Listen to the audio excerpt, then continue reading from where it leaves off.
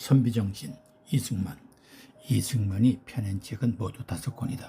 한성 감옥에서 작업한 청일전기와 독립정신, 1910년의 배고인 사건에 대해서 쓴 한국교회 핍박, 프린스턴 대학 박사학위 논문인 미국 영향하의 중립, 그리고 1941년 자펜 인사이드 아웃이 전부이고 그 외에는 옥중의 한시집인 체역집이 있다. 선비정신을 대표한다고 생각되는 책 자펜 인사이드 아웃은 의미심장한 책이다. 이승만의 독립운동에서 이 책은 새로운 단계로의 도약이다.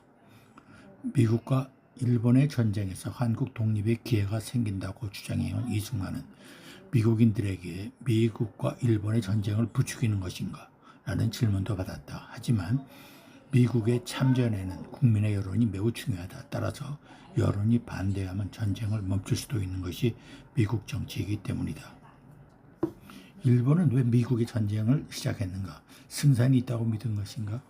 이 질문에 대한 타당을 답을 하기 전에 과거를 살펴볼 필요가 있다. 청일전쟁과 러일전쟁에서 언제나 질 것만 같은 전쟁에서 기습 공격하고는 상대가 코피를 흘리자 부분전으로 승리를 거두었다.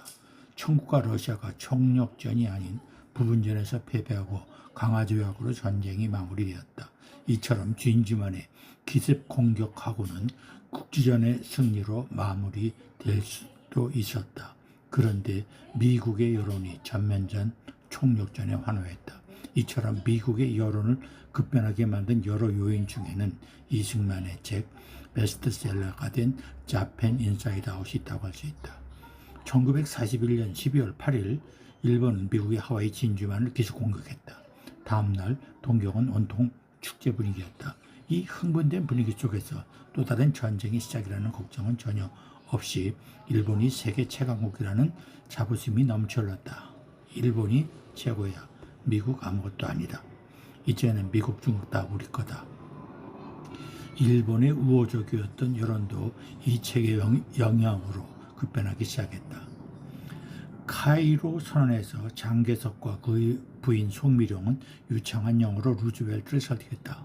중국은 2000년 이상을 한반도에 대한 종주권 수저렌티를 행사해왔고 중국은 한반도의 독립과 통치에 깊이 관여할 권리가 있다는 것이었다. 이 논리는 미국도 루즈벨트도 거부하기 어려웠다. 루즈벨트의 보좌관인 해리 호킨스는 공식 일정에도 없는 사적인 디너 파티를 만들어 장개석 부부를 초청했고 회의에 들어가기 전에 이승만의 책 자펜 인사이드 아웃을 루즈벨트에게 상기시켰다. 그래서 원안에도 없었던 부칙의 특별조항이 삽입되게 된 것이다.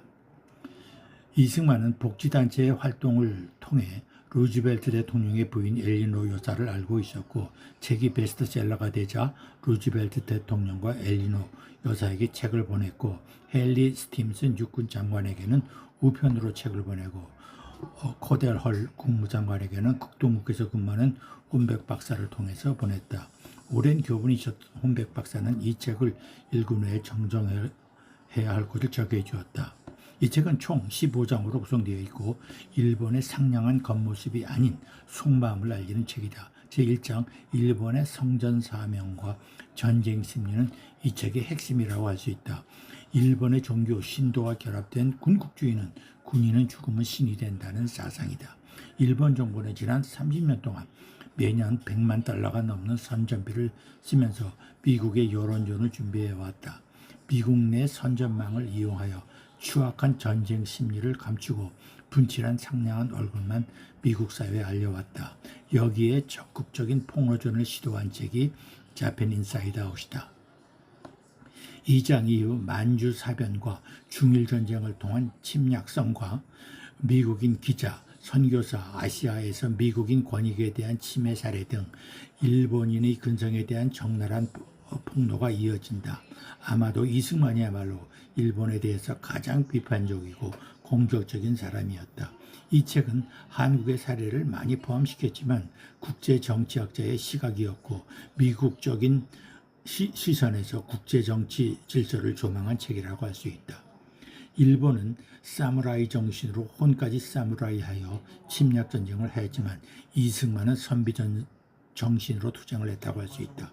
만주사변에서 1933년 1월 제네바 국제연맹본부에서 임시정부의 정권대사 자격으로 참가한 이승만은 리튼 조사단의 보고서에서 조선인 문제를 발췌하여 이를 소책자로 만들고 국제연맹에서 적극적인 홍보활동을 함으로써 국제 여론을 만들고 일본을 제외한 41가국이 모두 일본을 규탄하게 만들어 일본이 국제연맹에 탈퇴하게 됨으로써 조선 선배 정신을 보여주었다면 자펜 인사이드 아웃의 책자로는 예언자가 되어 미국이 총력전에 나서는데 일조했다. 헬림 스팅슨 국방장관이 원폭 투하를 계획한 것도 이러한 일본의 성전 정신을 이승만의 책자를 통해 이해를 기한 탓이 있었을 것이다. 우리의 독립투쟁에는 의열투쟁, 무장투쟁과 같은 사무라이 투쟁도 필요하지만 국가로 승인받기 위해서는 이승만과 같은 선비투쟁도 필수적이다. 대한제국이 황제국이다 주장했을 때 미군 가스트라 테프트 밀약에 의해 한국을 보호국 즉 노예 상태로 규정했다. 이 역사를 이해한다면 국가 승인, 그것은 2000년 역사의 기적이다.